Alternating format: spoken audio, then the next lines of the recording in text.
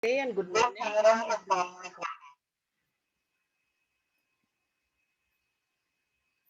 Okay.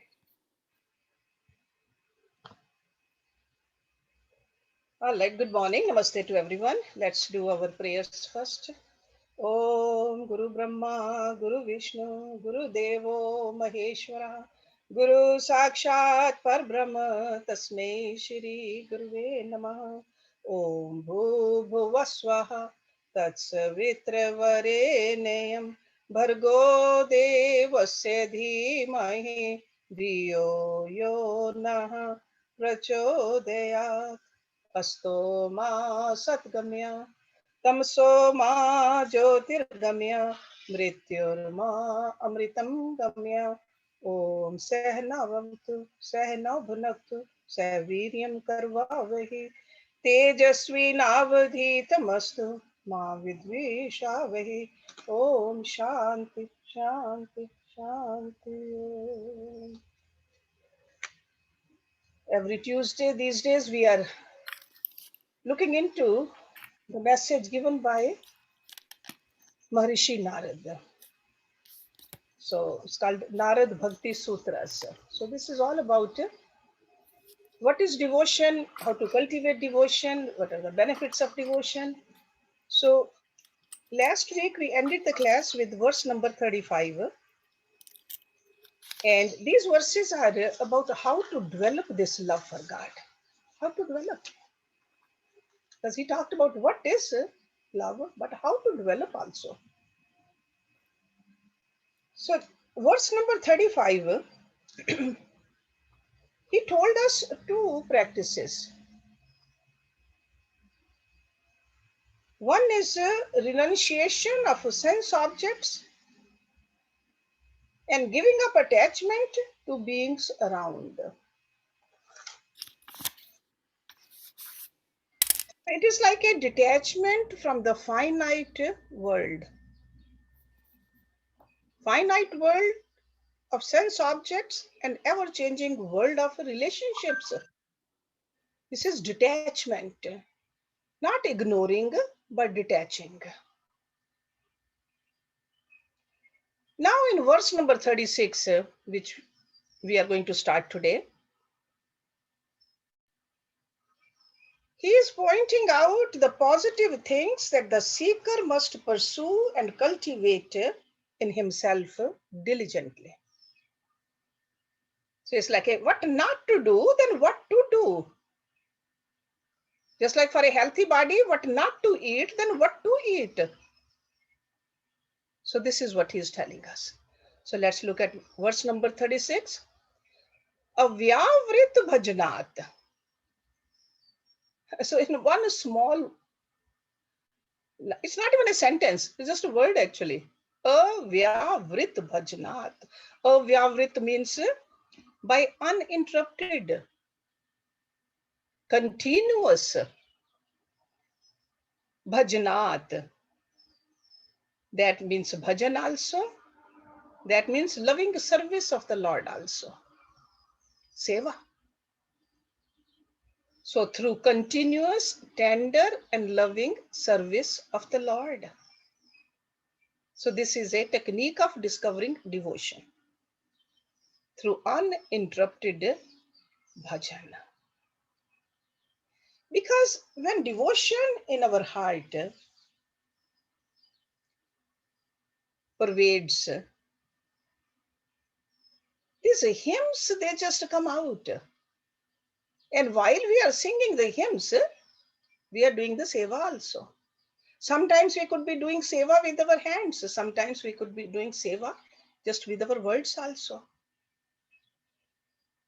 So if love is emotion, bhajan is its expression, or seva is its expression. So bhakti is not only the emotions, bhakti is the service expression also.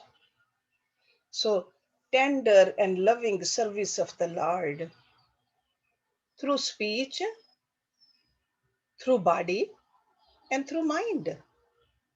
Vak kaya manasaha. That's how we do the bhajan. That's how we do. It's like a constant, steady, and punctuality, like a strictly punctual. And that's what Avyavrit is. In one of the Upanishads, the Rishi said that scriptural study and spiritual practice, such as concentration and meditation, must alternate without the least gap. Least gap means just constantly doing it. That is Avyavrit. And he said, as a result of this, the Supreme Self will manifest itself. We want to have a darshan of God. We want to have a relationship with God. That's why we love God. So he says, by doing all this, by doing the seva, by doing the bhajan, swadhyayat ध्ययोगमसित योगात स्वाध्यायाम एव सेत स्वाध्याय योग समतस्यः परमात्मा प्रकाश्यते. So it's like you just, God manifests for you through this. There is a Adhyatam Upanishad also. Over there, the Rishi is telling us never allow any room for drowsiness, gossip, distraction due to external sounds and forgetfulness, and continuously meditate upon the Atma within. Nidraya, lok vartaya, shabd adi, at vismrite. Kvachin avsar datva chintya atmana atmane. So keep this connection constantly. Do not let the external world become a hindrance for you. So the uninterrupted bhajan, avyavrit bhajan. So if bhakti is the emotional accomplishment, that's why in the bhajans there's a joy and a dance. There's a Ras Leela also. But Ras Leela is not just the external world, it's internally. Okay, the devotee just feels that connection with God. So while doing our duties also, we got to strive to stay connected with God. And we have learned through our other scriptures, other lectures, Navavid Bhakti, the 9 ways. And there's a singing in there, there's a chanting in there, there's a jap in there. So Navavid Bhakti. So different means of loving God, but continuously. That's what Narada is saying. Because he's really teaching us how to do the sadhana. Sadhana is important, but how to do the sadhana should be done continuously. It's almost like sometimes these rishis, they give us the example, continuously 2 pieces of wood, when it's rubbed, the fire comes out. That's how they used to light the fire before they had the matchsticks. Or these days we have those lighters. They just took the 2 pieces of wood, which is called anal, and they just kept rubbing it and the fire. That's how they started the Havan fire. So they say that there's the same thing you do continuously bhajan, God manifests. Lord Krishna said the same thing. Sarveshu kaleshu mam anusmar. Sarveshu kaleshu, all the time. Not just in the morning and the evening, all the time. Nirantra nitya abhiyukta. Same message. Nitya nirantar. Every day, all the time. Remember me. So mind should be constantly with God, thinking about God, loving God. Because whenever we are thinking about God, or doing the bhajan, or doing the seva, that is like we are earning God points.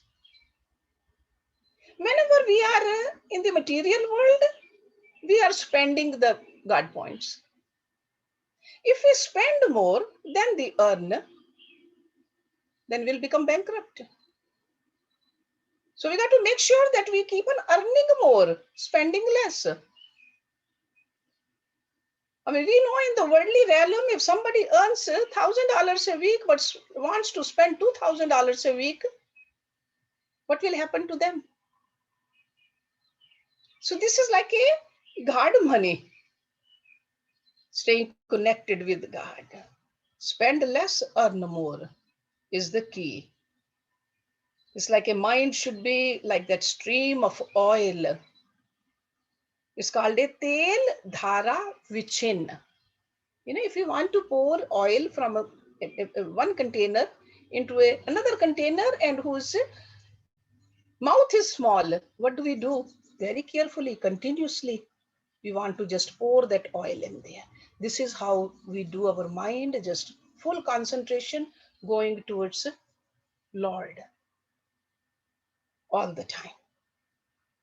So Gita teaches us, Narada is teaching us, Upanishads taught us. It's like from everywhere we get the same kind of a message. And how is it possible is explained in the next verse also. See, the sutra, I always tell you, the style of sutra is very direct, very clear. What we need to do, how to do it, once we do it, what do we get out of it? It's a textbook. So 37. Lokehe api bhagvat gun shravan kirtanat. Loke. Loke means worldly activities. So that means while engaged in the worldly activities, loke, like a lok vyavhar.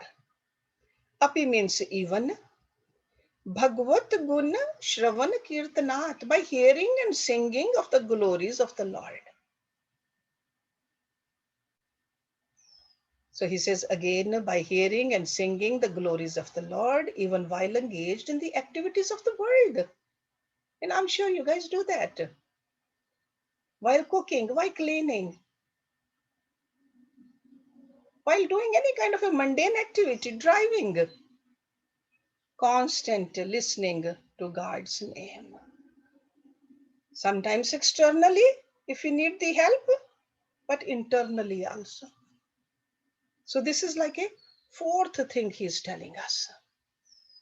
So it's like a fourth means of developing perfect love for the Lord as declared by the ancient seers. So any individual engaged in his daily activities, daily duties. See, duties we don't need to neglect. They say keep on doing your duties. But hearing is what? Shravan. And singing is kirtan. So he says both. Bhagavat guna shravan kirtanat.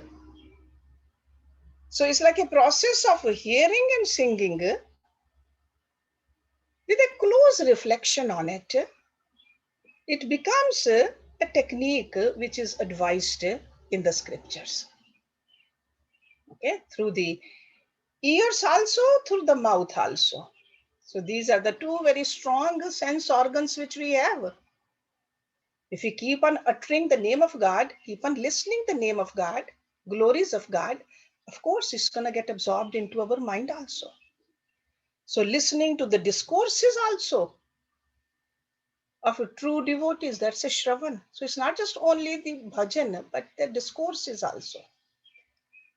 It's a very easy method for lifting this tired mind of ours.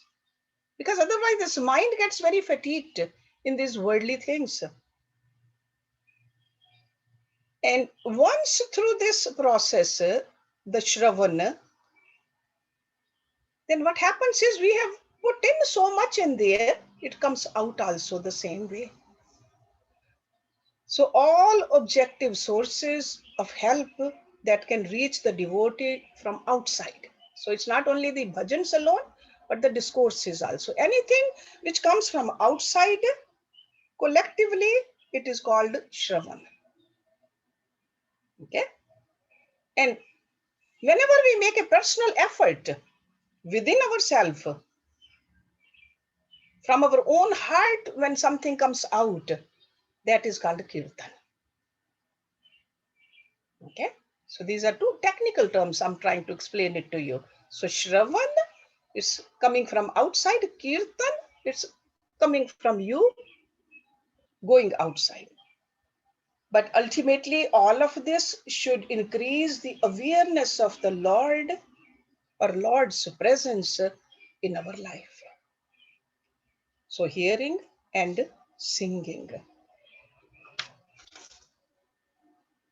In Bhagavad Purana, Lord Krishna says, Tasmat ken apyupayen mana Krishnen niveshyet.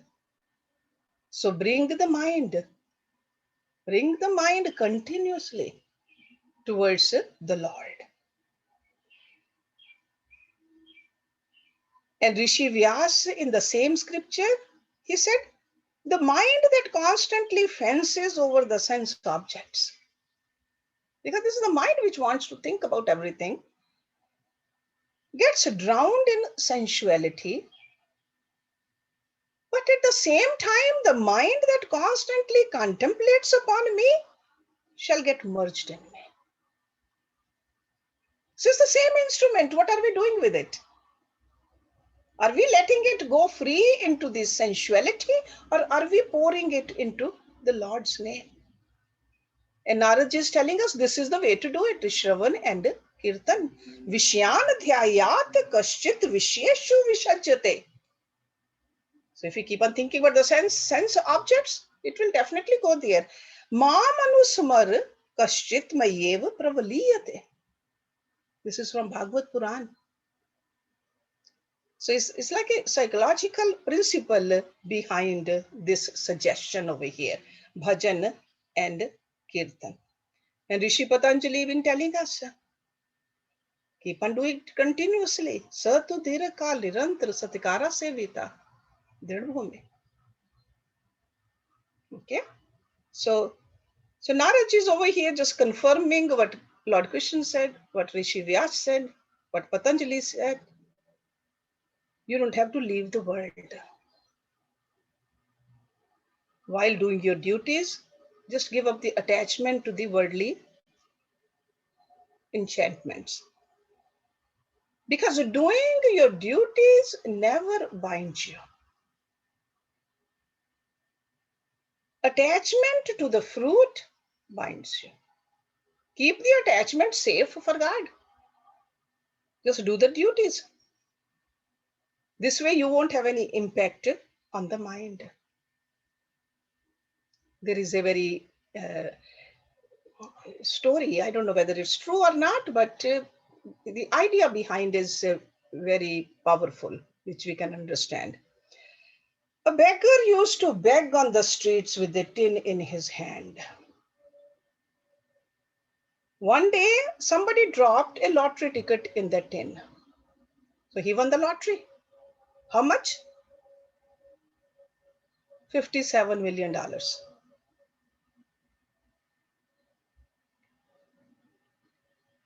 He just left the town with that money because everybody knew him in that town as a beggar, so he didn't want to live there. He just moved away. But he kept, when he left, he took his robe also, which he used to wear, and the tin also with him into the other town. Opened a business, became rich with the money which he got. I mean, that was quite a bit too, but he just, one day it just came to his mind that let me just go back to my old town where I spent all those years begging. He just took that robe out, put the robe on, and took the tin over there on the streets of that town. So same activity. Now whether somebody put some money in there or not, no impact on him. Activity was the same. The robe was same. The tin was the same. But no impact on the mind. His attachment changed.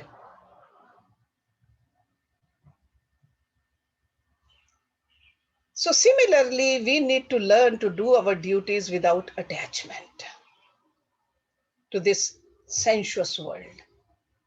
Do the duties for the sake of doing the duties, not for reaping something out of it.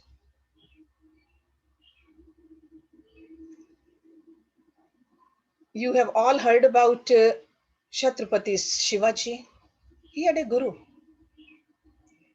Samarth Ram Nath, what the guru's name. Guru was a sannyasi. Every day he'll just go for a bhiksha. Shivaji didn't like it, that my guru goes out with a begging bowl. One day he just told his Guruji that this whole kingdom is yours. You are my guru. You don't need to do that.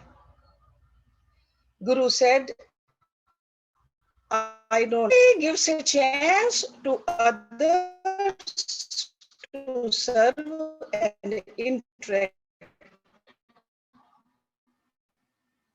with me. But if you want, I will ask you to take care of it. Hershey, can you just repeat the last sentence? Yes. Tagging. Guruji said, I will, if you are giving me the kingdom, I will take the kingdom from you. But then in return, I ask you to take care of the kingdom, considering that it's not yours. So doing the duty without attachment. That's what that Guru taught Shivaji. That's how we can live our life. That's what Narada is saying. He's not saying don't do the duties. He said very clearly, Loke api bhagvat gun shravan kirtanat. Do your duties. Do not think that anything is yours. That's how we can transform ourselves. Because in reality, we don't own anything. It's our ego thinks that we own everything. But we need to transform ourselves. We got to elevate ourselves. And it can be happened with this kind of understanding. Okay, you have to learn to feel God's presence within you. That to feel that this is all His, not ours. All the time, not just sometimes, not just morning and evening. So this clarity has to be in our mind. That this is it. The whole world, everything in the world, outside the world, above the world, below the world, is God's, not mine. I'm just a one small speck in here. See, just like we have seen in India, those ladies on the street doing a menial job, taking care of the baby also in the lab, and at the same time doing that menial job also. It can be done. We can do any job while keeping our connection with Him constantly. Keep God in mind, do your duty, and that's how we will reach that avyavrit bhajan, which Narada is telling us. Now, next verse, he says, Mukhyata tu mahad kripyev bhagvat kripa leshat va. This is number 38. And from 38 and 42, there's another section. See, from verses 34 to 37, that was how to develop this divine love, which is called Bhakti. Then 38 to 42, it is a magic of good company. Because company makes a big difference. Magic of Satsang. Mukhyata tu mahad kripyev bhagavad kripa leshatva. Mukhyata means primarily. Tu means indeed. Mahad, through grace of great souls. So Mahad Kripa, Kripa means grace. So together these two words, through the grace of great souls, Ev means only. Bhagavad Kripa, divine grace. Leshat Va, Va means or, Leshat means through a little, Lesh Matra. So he says primarily pure devotion is gained through the grace of great souls and through a little of the divine grace. So Bhagavad Kripa and Mahad Kripa. So we have been discussing so far how to gain true devotion for the Lord in our hearts. And so many different methods he has been giving us. So it's almost like as a conclusion of this section, Narada is declaring that primarily devotion can spring forth in our heart only by the grace of great soul. And great soul is what? The Rishi Munis, the Gurus. That is a great soul. It's like a blessing of the Guru and a slight blessing of the Lord himself. So sometimes we say, is it a God's grace or a Guru's grace? So according to Naraji, it's mainly Guru's grace and little bit of God's grace. So these 4 sutras will have the answer to these questions. Like, who will help us on this path? How can we invoke a required guide? Where can we expect the help? Is there any source or sources where we can draw some inspiration or a help from time to time? When we think we are drowning, can we ask for some help? Is it available? And if there's no help available, how do we get the courage to start on this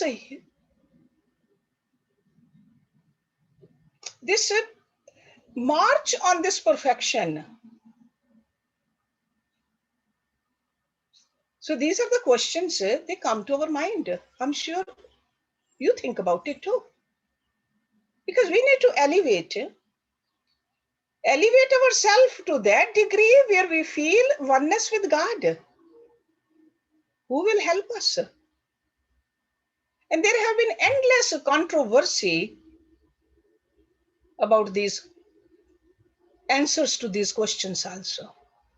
That's why people talk about Ishwar Kripa. Some people even say God helps those who help themselves. But if we don't know how to help ourselves, what do we do? See, self-effort is called Purusharth. Is Purusharth bigger than the Ishwar Kripa or the other way around? Where do we start on this? Because when the mind is not even pure, we cannot do the Purusharth. And if we haven't done the Purusharth, where will get the Ishwar Kripa? In all the religions, there have been answers here and there to these questions.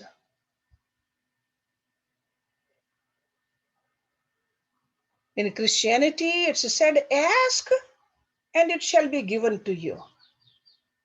So that means you got to ask first. Seek and you shall find. Knock and shall be opened unto you. So that means you got to make some effort, then you will get the answer. So over here also, Narada is saying self-effort. Main is a Guru Kripa. But how do we get a Guru? We got to make some effort. So one word over here is a key word, va, or.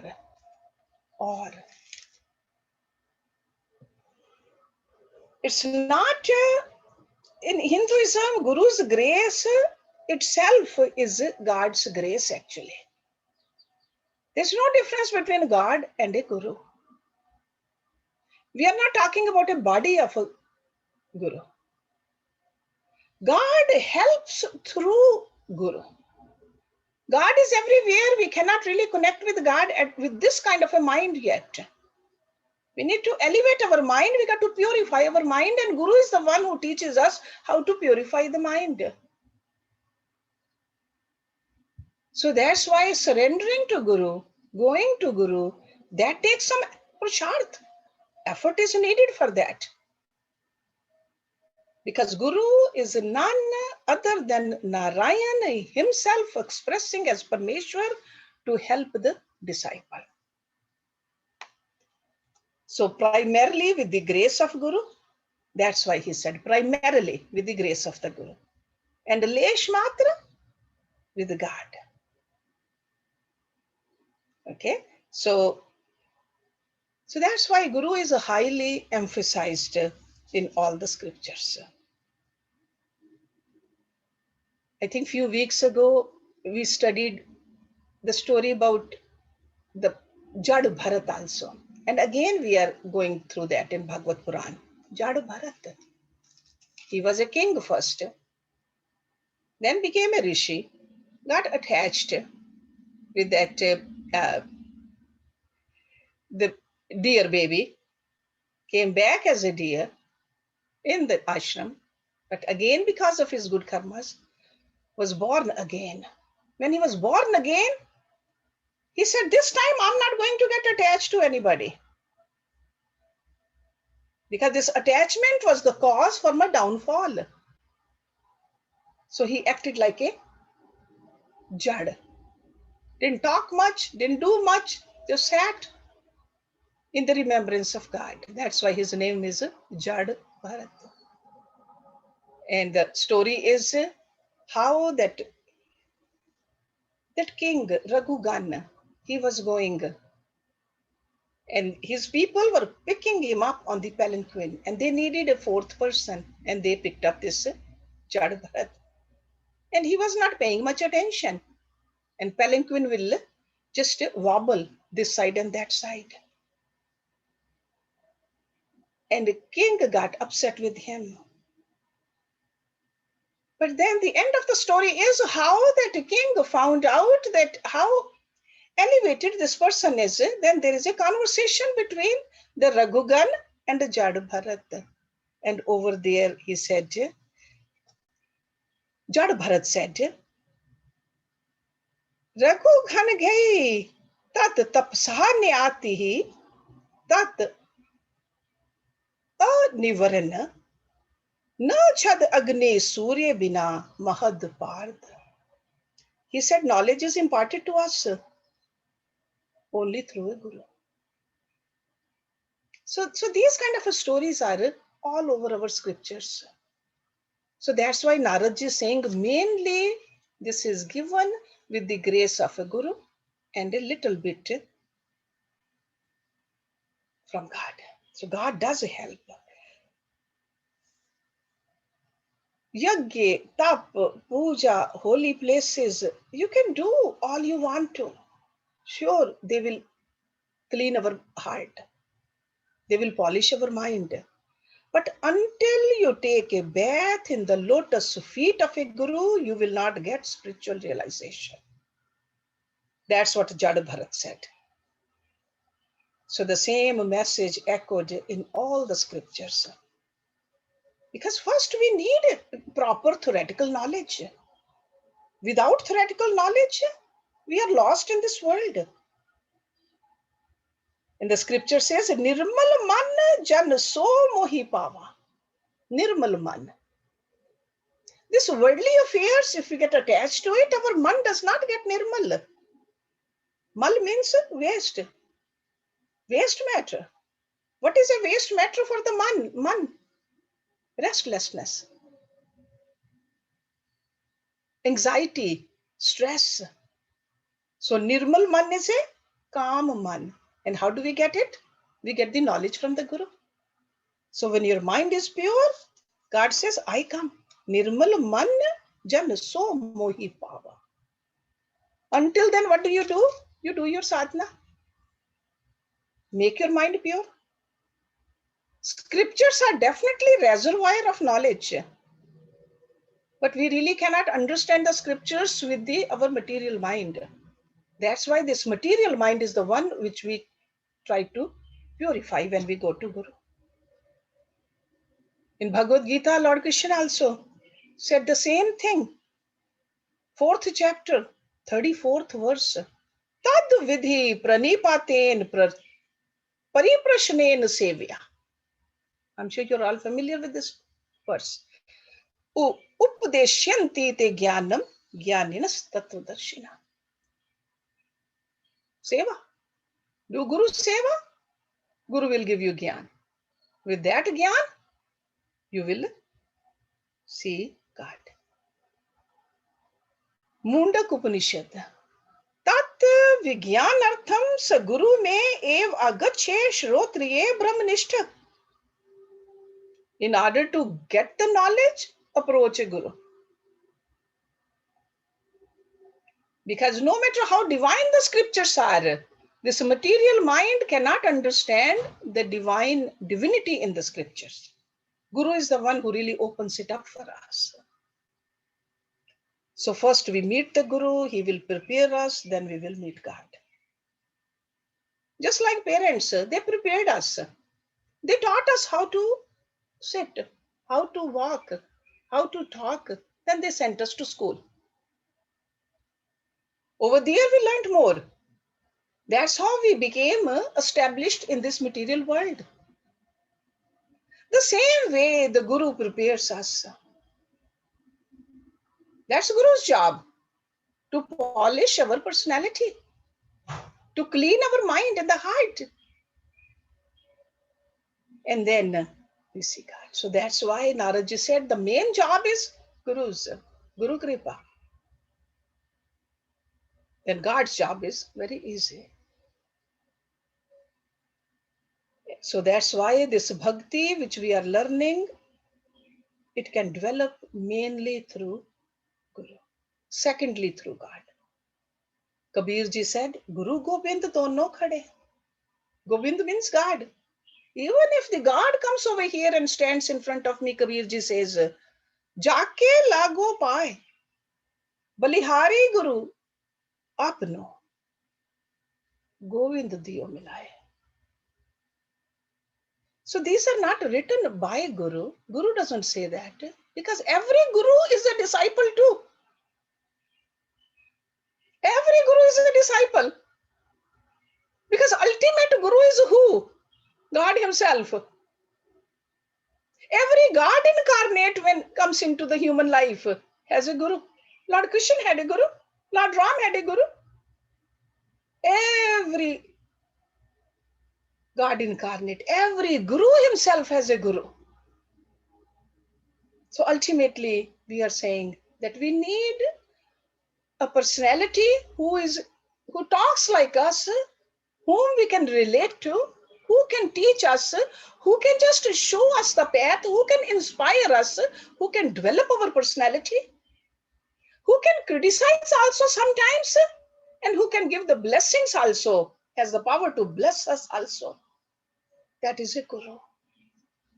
That's why Narada said, Mukhyata tu mahad kripya eva bhagavad kripa leshatva. Okay, so Narada is saying it. So primarily, devotion is gained through the grace of a Guru and through a little of the God's grace. So we're going to stop it here because in the next verse, again, there's a lot of explanation need to be done. Number 39, he's further telling us this Guru or Mahad Sang. Mahad Sang. Mahad means great. Sang means contact. So he says, Mahad Sang to Durlabha. Agamya Amogha cha. So we'll talk about it next week, that finding a great guru is indeed extremely difficult. If you think that we haven't found it yet, a guru, so Narada is saying it's extremely difficult. It is impossible to know him fully. Because with our material intellect, we try to think that, oh, this guru, that guru, maybe this is better, maybe not that is better. So that's why it's very difficult. But then he says, amoghacha. So we'll talk about that word amogh also, agamya also, durlabh also, and mahat sangha I already told you. Okay, so you can see that how rich this scripture is. It has all the answers for us. But still, no matter how rich the scripture is, our practice only we can do it. Neither the scripture can do it, nor the guru can do it, nor the God is going to do it. We got to just walk ourselves on this path with the help of all this. So I'll stop it here, and then we will start our class with verse number 39. So, and next, you can ask questions on these, or in the past also, whatever we have discussed, we can discuss it for 10 minutes or so. Then at the end, Padmini will sing a bhajan for us. Okay. Purnamada, Purnamidam, Purnat, Purnamudachyate, Purnase, Purnamadaya, Purnameva Visheshyate. Om Shanti, Shanti, Shanti. Om. Thank you very much. So any questions, Jyoti? Not yet. I think they're waiting. I think Pramila has a question. Pramila? Yes, you can unmute yourself, Pramila. Yes. Hershi, very good lecture. And here you said we don't owe anything. I understand what you said, that we have to elevate ourselves and we don't owe anything. Could you expand on that, please? Somewhere along, all his is ours, and I do understand, and I'm trying my level best not to attach myself, but it is very difficult. Yeah, it's not own. We don't own anything.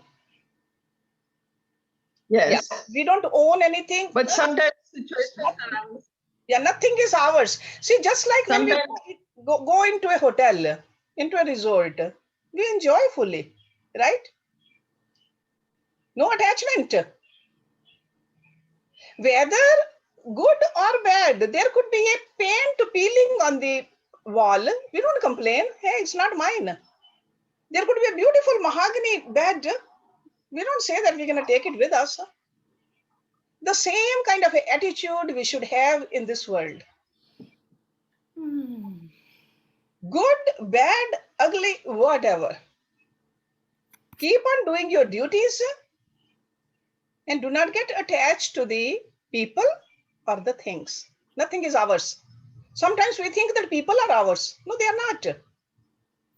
Can we imagine how many mothers and fathers and brothers and sisters we must have had in the past lives? Do we remember them? We don't. So in this life, whoever is sure parents, we have a duties towards parents, towards children, towards brothers, sisters, spouses, just a duty without the attachment. That's what we need to learn how to do it. And while doing it, you know what happens? Our mind stays calm. Calmer mind is a great possession. It's more than a healthier body. Calmer mind. Yes. Okay. Yes, I am calmer, but sometimes it's not calm. Yes, so that's working towards it. Yeah, so that's why sometimes we got to just. Then I recall what you say. Yeah, exactly. This is the sadhana, Ramla. This is the sadhana. Even to know Yes. that it's not Yes. calm. Yes. Because I hear from some Sometimes. people that, hey, I cannot function if it's not calm. I'm not effective enough if it's not calm. So at least you know that it's not calm, and then I pay attention, and then I can bring it to calmness. Okay. So this is Thank you. sadhana. This is sadhana. Thank Good you. job. Thank you. Thank you for your guidance. Sure, definitely, I Pramila. think Subodra has a question. Subodra, do you have a question? Yes, I have a. Can you hear me? So, Mhm. okay. My question was, if life expresses its purpose through us, its purpose is fulfilled, we demise. Is that a proper to say that? Say that Like- again. If life purpose, I said life expresses its purpose through us, human beings.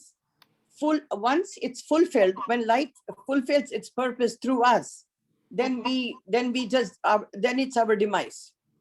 yeah, if it So really it- fulfills, and you know, the purpose is fulfilled when we really know ourselves. So if a person knows who that person is in reality, the Atma, part of Paramatma, sure. But that is the purpose of the life That is the trying purpose. to Life's project- purpose is to, life's purpose is to know ourselves. and that knowing itself is the life also. It's a two-sided sword, right? One is the life is also fulfilling its joy, its purpose, its gratification through us, and also is able to explain to us the way to get to know ourselves and become one with him. Just one with him, whether there's a joy or not, because joy normally is pertaining to the a transitory situations. That's a joy. But when you know yourself, then you are in an ultimate state of bliss. That is a fulfillment, not a temporary So joy. that's not a temporary joy. So the life is not self. Life doesn't want it just because it wants to keep life sustained and continue. Like Kyle Gibran said, life's journey is to life create but for its own Subhadra, purpose. but Subhadra, see, you are mixing up this different philosophy with a Vedic philosophy. Life Okay. never ends. If we call life, the Atma is the life, it's always fulfilled. It's never unfulfilled. It never ends. That is what life is actually. Life, okay. Then why does life want to manifest us? Why does it want to manifest itself into us human beings? Why can't we just be happy with life? We wanted to experience the duality of it. We wanted, that's why We we came. wanted it, our desires. Because of our desires, we wanted to see this. And we manifested like this. Otherwise, life itself is total bliss, total fulfilled. It is Atma.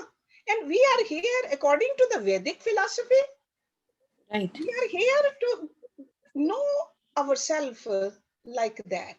Because that's in reality we are. Okay. Yeah. And that comes through Guru.